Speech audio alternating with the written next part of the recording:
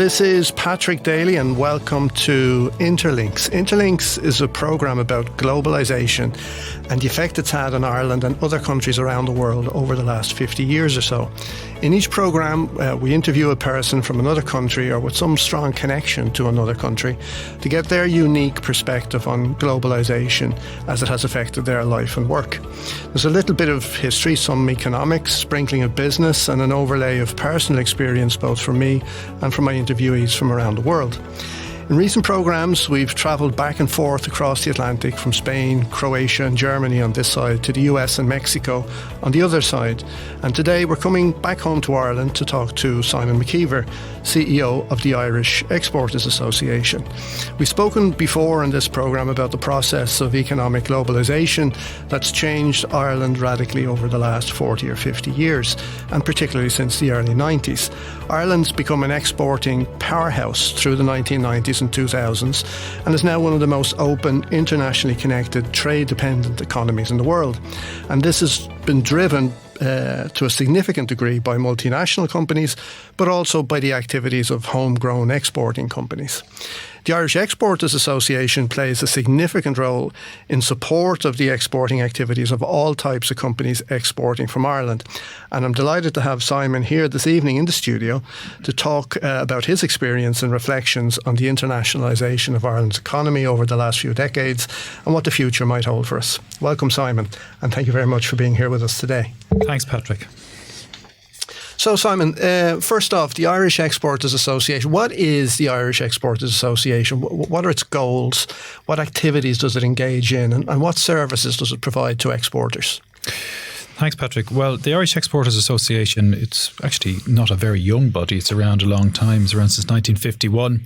And it was set up by a group of manufacturers to provide support and help to each other because at that time there wasn't any state support. I think it actually predates Córas Truchtóla by about a year. So we do four things. We represent the Irish exporting community. So our members are made up of companies of all shapes and sizes, all types of sectors, from manufacturing right through to ICT and the services sector. We're a national organisation, predominantly in the 26 counties in the Republic of Ireland, but we do have some members up in the north as well.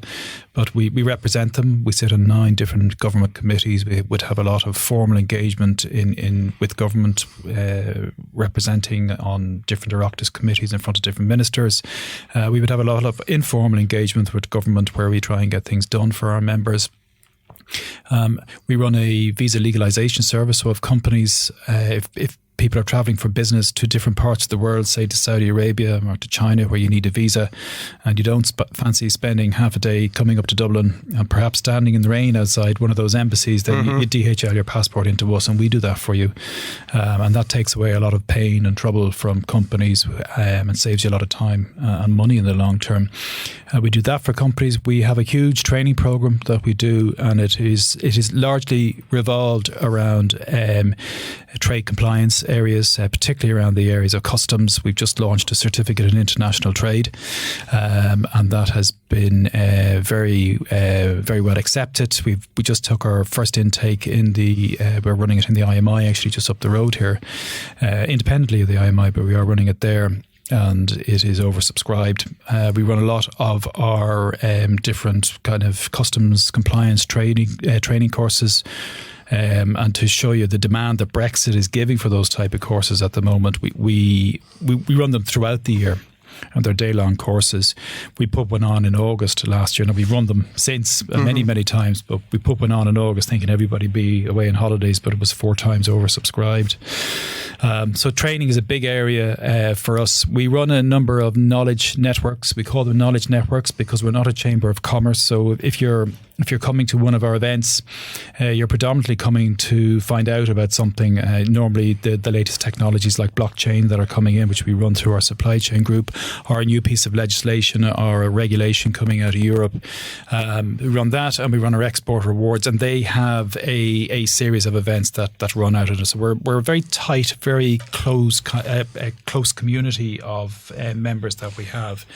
I think, and then assistance, just general assistance. We would pride ourselves on our ability to solve things for our members. So a company could ring us up and ask us anything from, a general kind of business query, a routing query, a customs type of query, a market entry type of issue, and some of the most bizarre things like helping a turtle get back to the Canary Islands a number of Christmases ago. We just happened to know the veterinary certs that needed to be got. So we would pride ourselves on our ability that if we don't know about it in-house, we certainly know somebody who does, and we would pride ourselves in getting that done. So I don't think there's anything that we've been asked to do that we haven't been able to get done for somebody. Okay, so there's a lot going on. And the members are companies, and some of the companies are very large companies. But how small might a company be as a member? Our membership is kind of a third. So a third very large multinational companies, a lot of them foreign owned, some of them in the Irish owned as well. A number of them would be kind of medium-sized companies, so kind of up to 250 million turnover. And then you have a number of companies that would be down the kind of 0 to kind of 50 employees. Tend to have a lot more companies that are 10 to 50 employees than 0 to 10 or 1 to 10. That just tends to be where the activity, it tends to be kind of above 10 people, kind of above 1 million turnovers, where companies are really beginning to actively starting to get to. They have the resources and the capacity. Got resources, time. They've been around a while. There is a number of kind of accidental exporters around who have a website and they don't realise that they're exporting. But predominantly, we're hardcore exporting. So they're companies that tend to be well on the way, or certainly are thinking about it. Yeah. I was referring in the opening there about how Ireland's become somewhat of a powerhouse in exporting. So to what extent is Ireland at the moment dependent on exporting, and where is it that we're exporting to? Well, we're very dependent on exporting, and that is by and large a very, very good thing, because when the world economy is doing reasonably well, and we have a reasonably diverse export base in that we export a lot into the European Union, a lot into the UK, and a lot into the United States, and then the rump of exports props around 15-20% into the rest of the world. So it makes us very exposed when one of those areas goes into recession. So it didn't really particularly help us when we were when the global economic recession came about in 2008. I suppose it kind of exacerbated everything that we had, because our principal markets were very badly damaged. Starting with the US, then the UK, and then a kind of a tail into Europe for quite some time. But by and large, it serves Ireland very well, and it serves it in a number of different reasons. If you look at the amount of foreign direct investment that has come into this country, it's not only kind of creating loads of jobs in the country. Not only is it contributing a lot to the corporation tax intake, which I suppose is two sides of that story as well.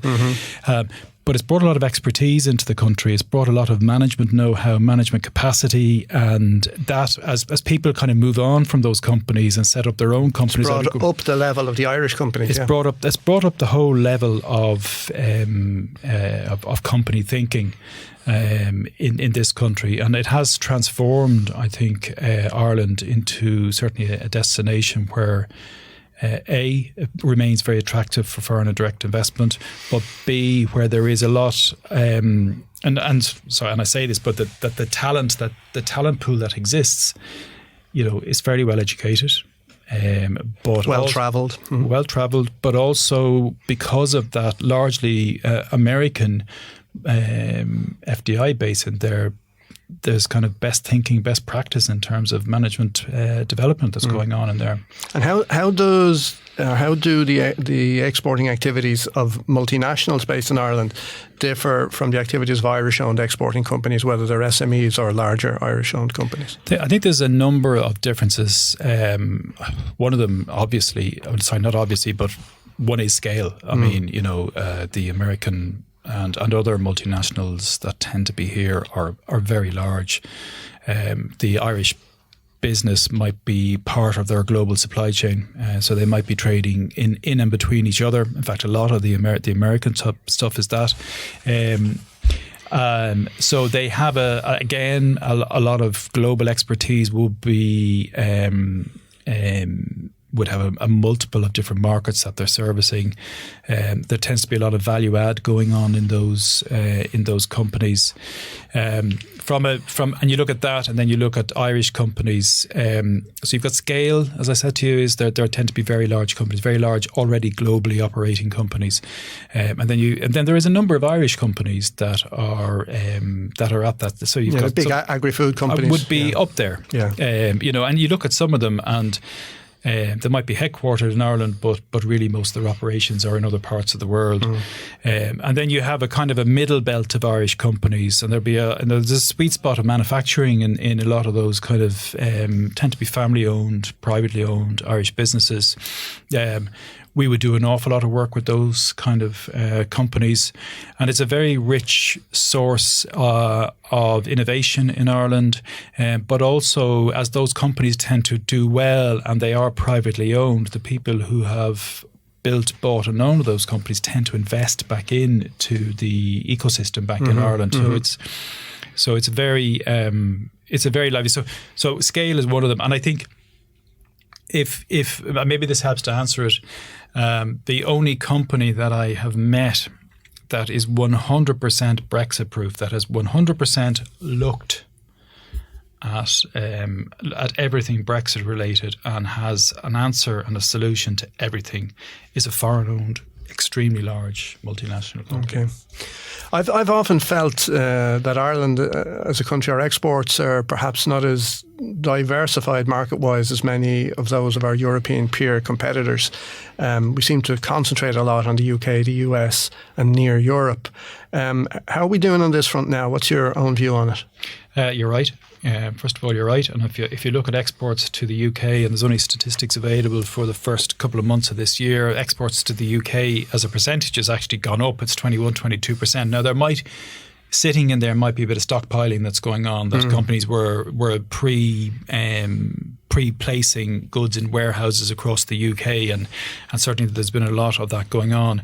But we are the reason why we do so much with the UK is geography, history, English speaking, and we are off the coast of the United Kingdom. Whether we like it or not, it makes an awful lot of sense to do an awful lot of business, and it's a relatively easier place to do business. The biggest single export market, if you look at the CSO statistics for the first 2 months of this year, do you know where the number one export market for Irish goods is? Is it the US? Belgium. Okay. Belgium has 29% of Irish exports. But they're probably not staying in Belgium. They're not, no. I mean, you've got ports, very busy ports and very busy airports, and you have a lot of the amalgamation in the pharmaceutical industry goes on in Belgium. The single biggest market for exports of substance is the United States, and it's driven by our pharmaceutical exports and a lot of the ICT stuff that's going back out there. We asked our members as a consequence of Brexit, what markets are they focusing on? And the top two markets are Germany and the United States. Out of that, and they're actually reflected in the stats over the last year. And every time we measure that, we measure it every 3 or 4 months. Either Germany or the United States is number one.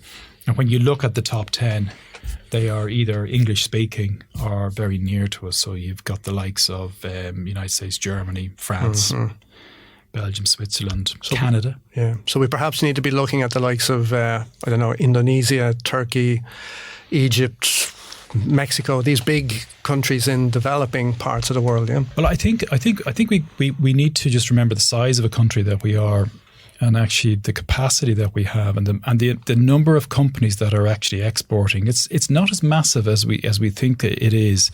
A lot of the volume is handled out of the very, very large companies. So there actually is huge potential to go into relatively easier markets to get into, because the really further flung stuff, it's very far away. It's more difficult. You've got language, complex, and you've got cultural issues.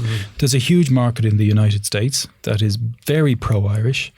And I think you only see that when you go over there or on any kind of business type of related thing. You have 10% of the American population claim some level of blood back into Ireland. Like that's a huge, and they are very willing and open to help. Yeah. That shouldn't be confused, by the way, with you can't just turn up. You know, you have to be willing to put the hours in and prove that you can do it. But to me, China is a very attractive market. The markets you mentioned are very attractive markets. They're rapidly growing. And we should be looking at those, but I think where we are on that journey as a country, I still think there's massive potential in some of the closer markets. There's a lot of opportunity still out there. Massive, absolutely massive. So the fact that we've become a major exporting nation has been enabled by the processes of globalisation that have been kind of going on in the background over the last number of decades. And there are lots of different aspects to globalisation. Some of them get quite a bad rap in the press. So what's your own take on globalisation, what it is, what the positives are, and what kind of challenges it throws up?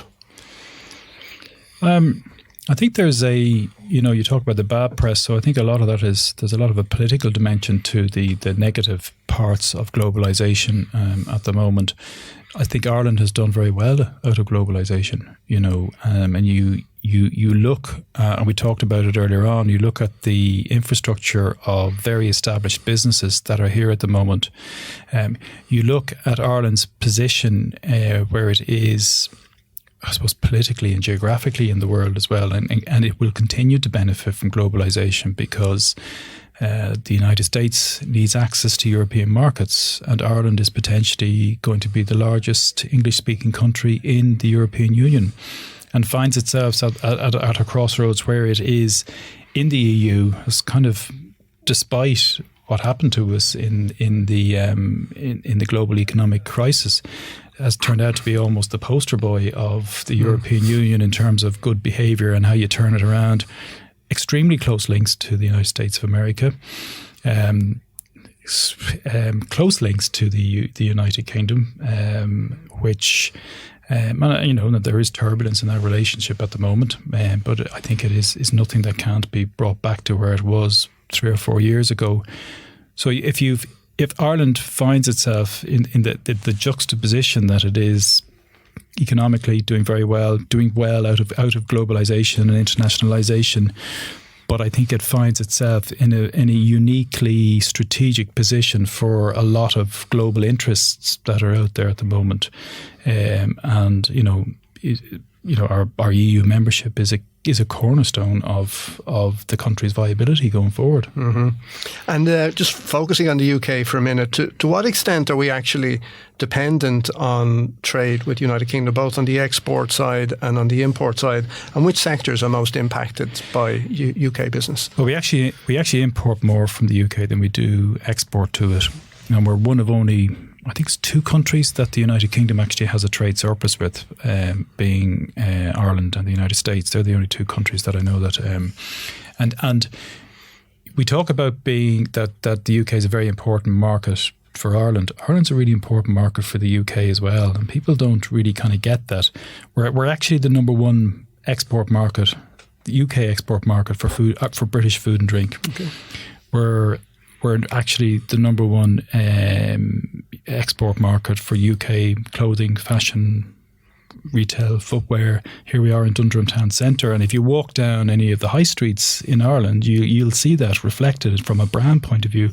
We're a pretty important market for British pharmaceutical exports as well. We're not number 1, but as far as I'm aware, we're about number 7 for them. So it is the nature of the relationship is that for Irish companies that are starting off to export for the first time, and for British companies that are starting off to export for the first time, we're both very, very important to each other because we have a very similar legal system. We kind of look like each other. We actually share the same media space. We share the same sporting space.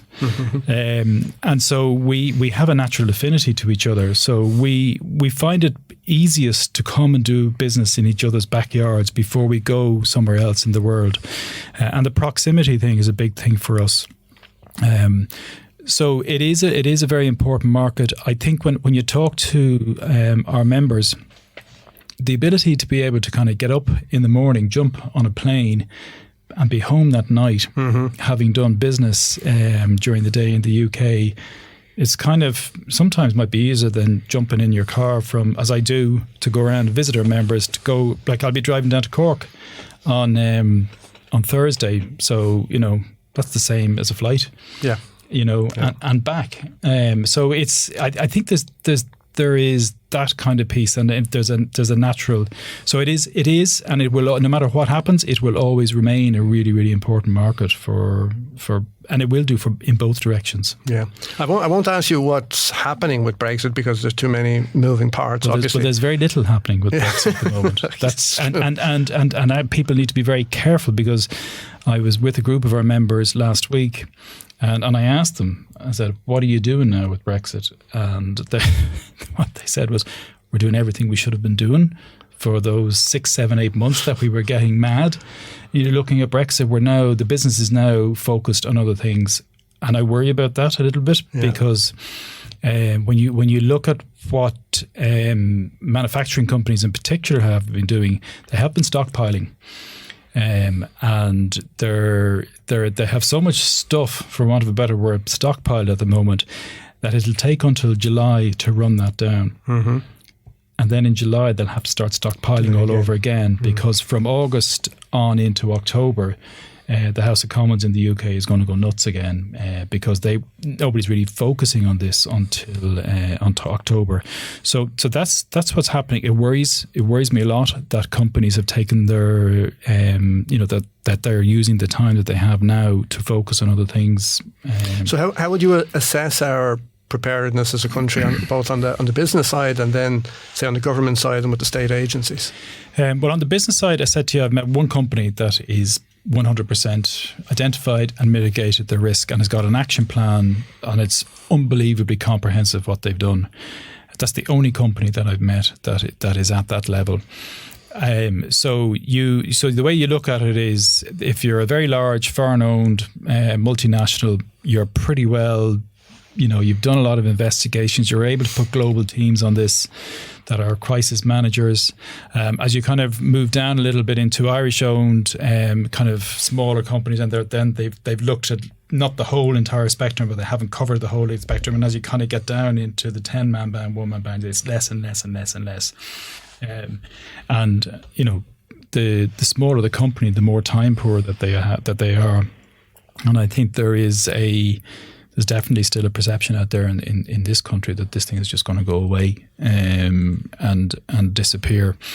A little bit of complacency or wishful thinking. I don't know if it's complacency or wishful thinking. It's not for the lack of people calling it out. This government has been very comprehensive in terms of. I don't think it's possible for them to put in place absolutely everything. You just can't physically do absolutely everything, but the engagement level by the government in this country since before the referendum in the UK has been, public. We sit on a number of different government boards, so that the engagement with stakeholders like ourselves is extremely regular, and very inclusive. So and when we talk to the people in the UK, they can't believe how much further down the road Ireland is in terms of being as prepared as it could be than the UK is. I mean, I don't think we're fully prepared. I don't think you could possibly be fully prepared. And even some of the actions that have happened in the port are having so I was with this group of companies last week, and the activity to prepare some of the customs posts in the port and all of that has slowed down some of the traffic coming through and the availability of space in the port for parking trailers and that in it. So I think there's been an awful lot of work done here. If nothing else, to raise awareness out of it. Everybody that you can think of is talking about this. The government has been very public about it. All the agencies have been. We've done an enormous number of events and private engagements about it. You've been involved in quite a number of them. Yep. And I think we're a lot more prepared than our neighbour is across the road. So I guess the threats to Ireland from Brexit, whatever it turns out to be, are fairly well documented. Looking at the other side of the coin, what opportunities, if any, do you see for Ireland in a post-Brexit world? None? Oh, really? No, I don't. I think from a, you certainly have more foreign direct investment. Yeah. This becomes a very, as I said to you, strategically Ireland. So this thing of being the largest or the only real English-speaking country in the EU perhaps brings some benefits with it. Oh, it does. I mean, we become a much more important destination for inward investment for access into the EU markets. I think people who are going around saying that Brexit brings massive opportunities are copping themselves and everybody else that they're talking to. Brexit, there's no good news about Brexit in any way, shape, or form. Ireland is likely to be worse damaged than the UK is in all of this. And anybody who's talking about great opportunities in Brexit is talking out of a different part of their anatomy. Okay, so very good. So we'll change tack a little. How long have you been CEO at the IE? I think you said the organisation's been there since 1951. 51. I wasn't born in 1951. And you've been CEO since 2013. 2013 is coming on for 6 years. So how's the association changed in that time, in the last 6 years? The association has changed in a number of ways in that our membership has changed a little bit to being one that is much more hardcore exporting than it was. So at the core of our membership are a lot of manufacturing companies. And then a number of companies in the services and ICT space that we are growing at that piece. But the history of the organisation is manufacturing and the transport and logistics space that sits in with that. And then we are growing our ICT and services sector. We're very, in terms of the companies that can provide viable services to those companies, we've had a look at what types of companies should be and can be in that. So the companies that are in that space, they need to be very viable in terms of having a realistic service offering to a company that is at the core of our membership. We do, in many ways, we do a lot. We're very busy, but for instance, the organisation and I inherited at 156 events. So you're more focused then. Yeah? We're much more focused. We used to run a lot of EU-funded projects. We don't run any now. We're totally self-funding, and we've simplified our model down to the things that I mentioned, which is the training, the knowledge networks, the visa services and assistance. That's what we're really, really focused on those four things. We're extremely connected into government. When I started, I sat on one government board. I now sit on 9 government committee things.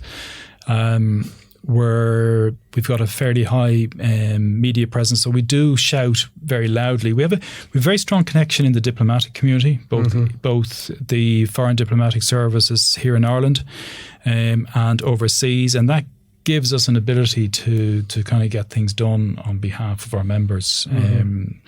So that's it's a fairly busy agenda. We're a small business. Yeah. We're a small business. So then, when you're not working, what do you like doing? What do I like doing? If there's any time left, I have an old car which I get out every now and again. Like a vintage car? I have an old car, yeah. So it's it's not as old as that. I've always had old bangers throughout the years. So I've an old car. I go to the gym fairly regularly, try and keep myself fit, both physically and mentally. Yeah. And spend a lot of time with my family. Excellent. Well, it's been a pleasure talking to you again, Simon, as always. You too, Patrick. Many thanks for being with us today. You too. Thanks, Patrick. Thank you.